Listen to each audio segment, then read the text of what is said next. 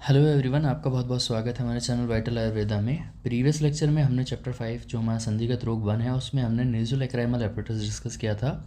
आज के इस लेक्चर में हम बात करेंगे पोएलस के बारे में, उपनाह के बारे में और डेक्रोसिस्टिस के बारे में।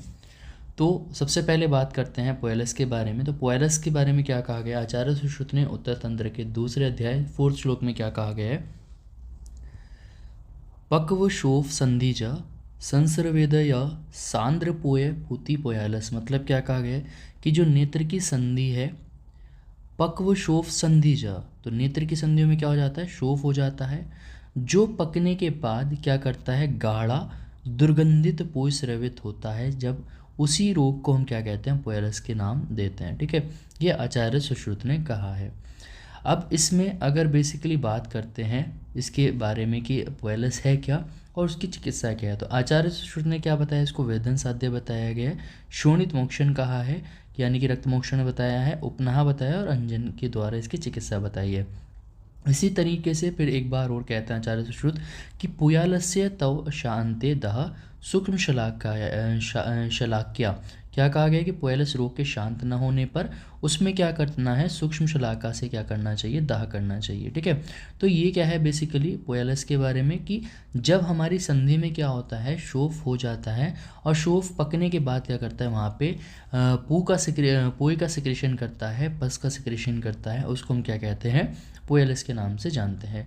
ठीक है, उपनाह के बारे में क्या कहा गया कि आचार्य सुश्रुत ने दूसरे अध्याय में कहा है, ग्रंथीन अल्पो दृष्टि संधोपाक कंडु प्रायो निरुजस्तु अनिरुजस्तु उपनाह। क्या कहा गया कि नेत्र की दृष्टि संधि में बड़े आकार की तथा नहीं पकने वाली कंडु रहित और वेदना रहित, कंडु युक्त जिसमें कंडु होगा और वेदना रहित ग्रंथि होती है, उसको हम क्या कहते हैं, उपनाह कहते हैं। तो पोएलस बेसिकली क्या है, पोएलस है कि पोएलस क्या है, नेत्र संधि है, उसमें क्या होगा, सबसे पहले पक्व होगा, ठीक है, शोफ होगा, पक जाएगा और पकने के बाद वहाँ से क्या होगा, पोई का स्राव होगा, इसी को हम क्या कहेंगे, पोएलस कहेंगे।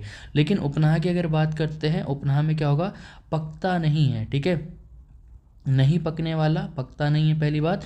दूसरी बात क्या याद रखनी है कि कंडू युक्त होता है और वहाँ पे वेदना नहीं होती है उपनाह में। ठीक है, अब उपनाह में कफ के कारण क्या होता है, नोकदार या क्षारजन्य बुलबुलों के तुल्य जैसे समान विस्तृत चिकना त्वचा के समान वर्ण नर्म पिच्छिल बड़ा ना पकने वाला कंडू युक्त वेदना रहित शोथ उत्पन्न हो जाता है। तो ये यहाँ पे क्या बताया, जैसे पानी के बुलबुले होते हैं इस तरह से शोथ उत्पन्न होता है, जो कैसा होता है, फैला हुआ होता है, ठीक है, चिकना होता है और त्वचा के वर्ण के समान होता है। ठीक है, इसकी चिकित्सा क्या बताई गई, आचार्य ने भेदन साध्य बताया है।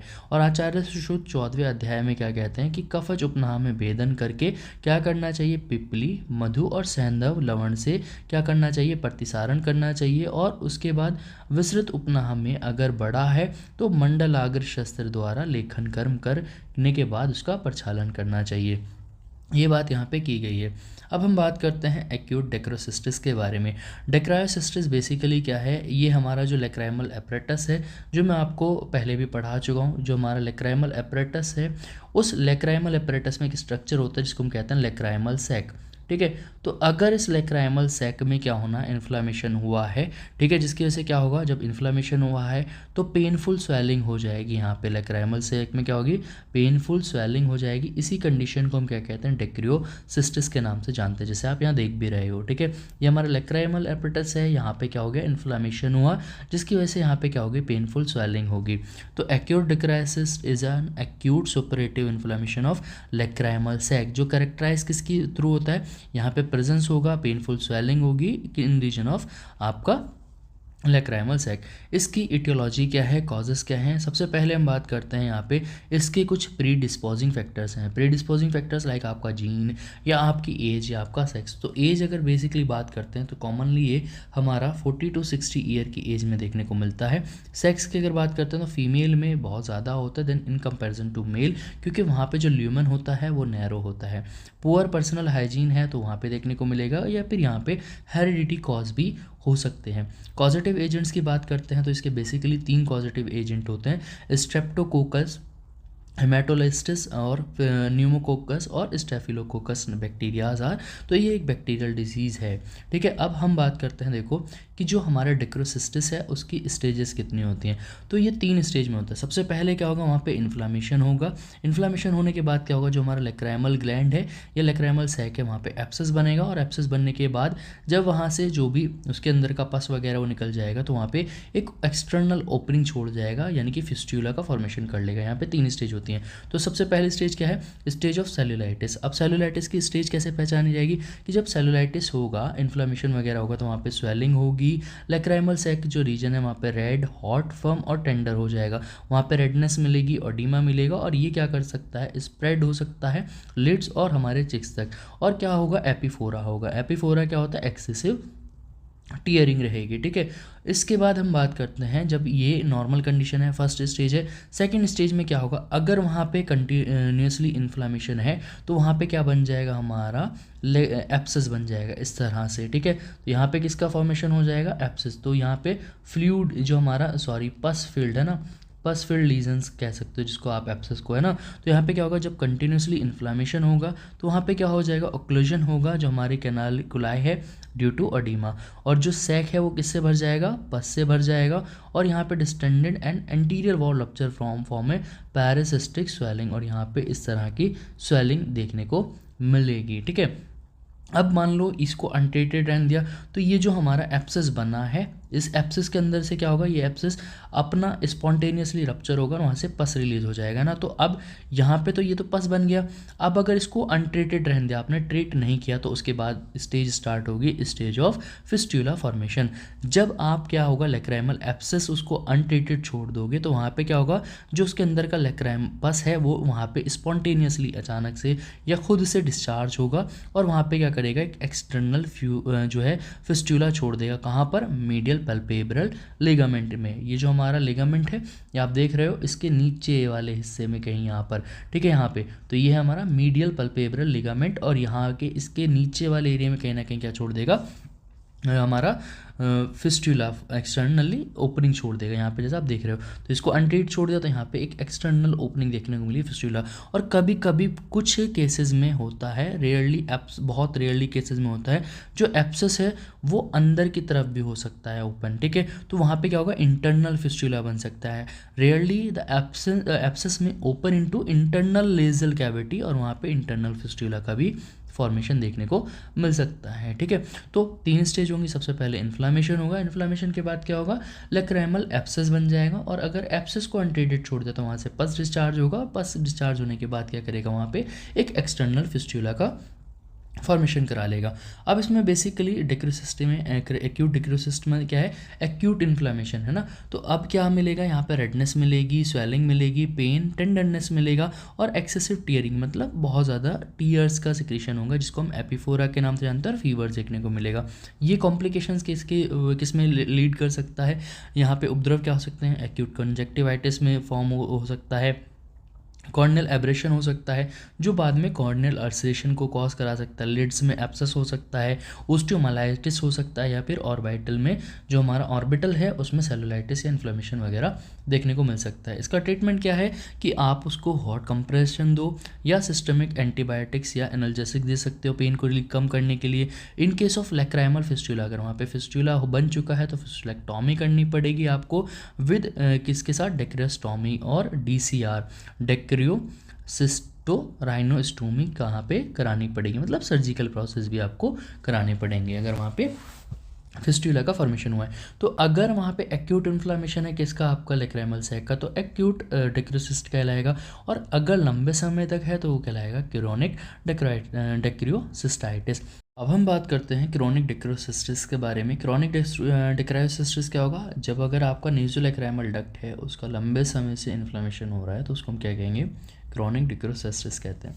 तो it is defined as chronic inflammation of lacrimal sac that usually results from the obstruction of nasolacrimal duct. और बेसिकली ये किसकी वजह से होता है इन्फ्लामेशन, जो हमारे लेक्राइमल सैक है वो कहीं ना कहीं जो आपका नेज़ोलेक्राइमल डक्ट है उसमें कहीं ऑब्स्ट्रक्शन हुआ है, तो उस वजह से बेसिकली देखने को मिलता है। अब इसकी कॉज क्या होता है, देखो यहाँ पे सबसे पहला कॉज है कि जो आपका टर्बिनेट बोन होती है, आपके यहाँ पे नोज़ में जो टर्बिनेट्स बने होते हैं, ठीक है, अगर उस बोन का क्या हो जाएगा, हाइपरट्रॉफी हो जाएगी, ठीक है। हाइपरट्रॉफी क्या होना, इंक्रीज इन सेल, ठीक है। तो अगर उसके सेल इंक्रीज कर जाएगा, सेल इंक्रीज करेगा तो साइज इंक्रीज होगा, तो जो आपका नेज़ोलैक्राइमल डक्ट यहाँ पे आ रही है उसमें कहीं ना कहीं ऑब्स्ट्रक्शन हो जाएगा, ठीक है। और दूसरा क्या है, extreme deviation of nasal septum. अगर जो आपका नेजल सेप्टम है, जो आपके नेजल चैम्बर्स को डिवाइड करता है, अगर उसका डेविएशन या तो वो कहीं इधर लेफ्ट की साइड को थोड़ा डेविएट हो गया है, राइट की साइड को थोड़ा डेविएट हो गया है, तो वो भी क्या करेगा, जो नेज़ोलैक्राइमल डक्ट है उस पर कहीं ना कहीं प्रेशर बनाएगा और उसको कहीं ना कहीं ब्लॉकेज करेगा। एज एक फैक्टर होता है बेसिकली। 40 to 60 जो ईयर है उसमें काफ़ी ज़्यादा कॉमन देखने को मिलता है। सेक्स की बात करते हो तो फीमेल बहुत ज़्यादा प्रीडोमिनेटली इफेक्ट होती हैं। सोशल इंसिडेंस अगर देखते हो तो जो लोअर मिडिल क्लास ग्रुप है उसको ज़्यादा इफेक्ट करता है। अब जैसे हमने अभी एक्यूट डेक्रोसिस्टिस में स्टेजेस पढ़ी थी, अब यहाँ पर भी 4 स्टेजेस होते हैं। सबसे पहली स्टेज होती है स्टेज ऑफ क्रॉनिक कैटरल डेक्रोसिस्टिस, दूसरी होती है स्टेज ऑफ लैक्राइमल म्यूकोसील, उसके बाद होती है स्टेज ऑफ क्रॉनिक सुपरेटिव डेक्रोसिस्टिस और स्टेज ऑफ क्रॉनिक फिब्रिलेटिक सैक।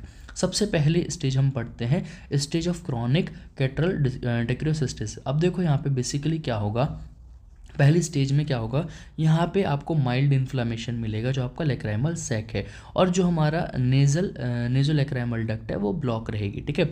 और धीरे धीरे क्या मिलता रहेगा, यहाँ पे साथ में परसिस्टेंट लैक्रिमेशन मिलेगा, फ्लूइड मिलेगा, ठीक है, आइज़ में। और अगर हम लंबे समय तक, ठीक है, यहाँ पे कोई भी रिगर्डिटेशन नहीं होगा, यहाँ से जो पंक्टम है कोई भी यहाँ से फ्लूइड का पास आउट नहीं होगा। ये जो आपका स्ट्रक्चर है आपको पता है, इनको कहते हैं पंक्टम्स। तो अगर आप प्रेशर अप्लाई करोगे तो यहाँ पे फ्लूइड रिगर्गिटेशन नहीं देखने को मिलेगा जैसे लास्ट स्टेज में होता है। तो यहाँ पे देख रहे हो ना, तो अगर ये जो पंक्टम्स हैं यहाँ से क्या होगा, फ्लूइड सिक्रीशन देखने को मिलेगा लास्ट स्टेज पे अगर ये पहुँच जाती है, ठीक है। तो यहाँ पे ऐसी कंडीशन नहीं मिलेगी। बेसिकली अभी स्टार्टिंग है। जब ये स्टार्टिंग होने के बाद दूसरी स्टेज में पहुंचता है, दूसरी स्टेज होती है लैक्राइमल म्यूकोसील। तो लैक्राइमल म्यूकोसील क्या होगा, यहाँ पे धीरे धीरे स्वेलिंग बढ़ती चली जाएगी, और बेसिकली ये जो स्वेलिंग है वो कहाँ मिलती है, मीडियल पल्पेब्रल लिगामेंट के नीचे मिलती है, ठीक है। अब जब स्वेलिंग बढ़ जाएगी उसके बाद क्या होगा, उसके बाद स्टेज होगी stage of chronic suppurative dacryocystitis. अब जब आप इसको प्रेशर अप्लाई करोगे तो there is a regurgitation of mucopurulent material through the punctum. अब जो हमारी ये पंक्टम्स हैं, जैसे आप प्रेशर अप्लाई करोगे जो अपना लेज़ोलैक्राइमल सैक है, तो वहाँ पे क्या मिलेगा, यहाँ से रिगर्गिटेशन होगा किसका, म्यूकोप्लूरेंट मटेरियल का। जो हमारा मिल्की टाइप का मटेरियल है वो यहाँ से सिक्रीट होना शुरू हो जाएगा। अब इसके बाद एक लास्ट स्टेज आएगी, अगर ये स्टेज कंटिन्यूस रहती है उसके बाद होगा क्रॉनिक फिब्रोलिटिक सैक।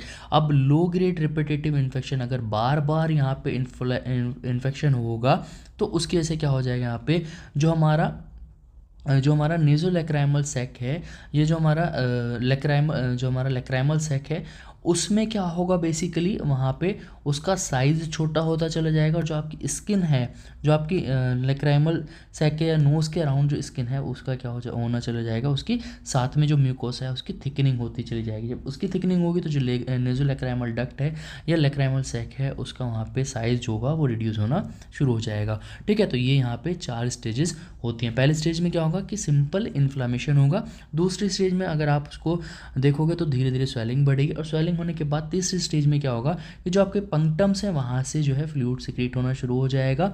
अब इसके बाद क्या होगा, जब वहाँ पे परसिस्टेंट प्रेशर अप्लाई रहेगा तो जो आपकी जो म्यूकोसा है वो थिकनिंग होना शुरू हो जाएगी, लेकिन जो आपका फिब्रोलिटिक सैक है वो जो आपका लैक्राइमल सैक है उसको वहाँ पे क्या होना शुरू हो जाएगा, नैरोइंग होना शुरू हो जाएगी, ठीक है। कॉम्प्लिकेशंस क्या हो सकते हैं, यहाँ पे नॉन हीलिंग कॉर्नियल अल्सर्स बन सकते हैं, या पायोनियल कॉर्नियल अल्सर्स बन सकते हैं, या फिर ये एक्यूट डेक्रोसाइटिस का भी फॉर्मेशन हो सकता है। तो ये आज के इस लेक्चर में हमने पढ़ा क्रॉनिक डेक्रोसाइटिस POLS के बारे में, ठीक है, उपनाह के बारे में, और साथ में हमने पढ़ा अपना एक्यूट डेक्रोसाइटिस के बारे में पढ़ा। आई होप आपको लेक्चर बहुत अच्छे से समझ आया होगा, वीडियो पसंद आई होगी। वीडियो पसंद आए तो चैनल को सब्सक्राइब कर देना। मिलता है नेक्स्ट वीडियो में, तब तक के लिए गुड बाय।